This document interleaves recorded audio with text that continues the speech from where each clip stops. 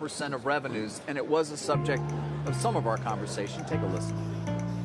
Our China business reflects the growth we see in the rest of the world. We're seeing huge growth in the data center around cloud computing, also with AI, and then EVs. Huge growth in China in terms of EVs.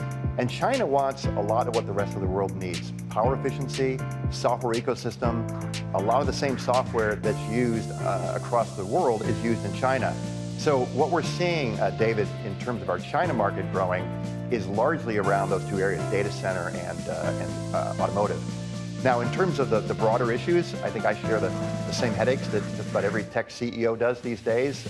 We comply, of course, with all the regulations that come down relative to export control, if there's something that we need to adhere to, of course.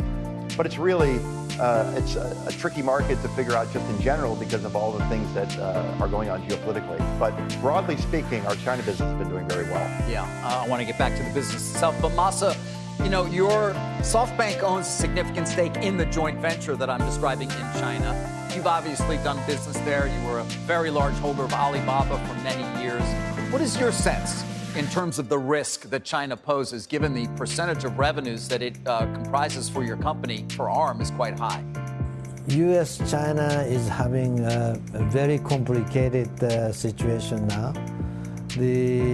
China has a significant, impact to the economy of the rest of the world. So I think, I hope the situation gets better, but who knows? I just am one of the citizens who is wondering and concerned about the future of China, U.S., and the rest of the world. Yeah, I mean, you have had relationships, deep relationships with many people in the business community there.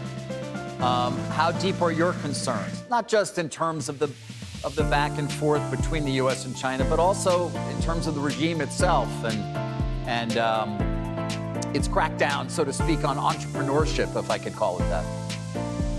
Well, it's difficult to comment. Whatever I comment, it goes into all kinds of headlines here and there, so I have to be careful what I say. But our exposure in China, SoftBank as a group, has reduced significantly because now, most of the shares in Alibaba from SoftBank is already sold.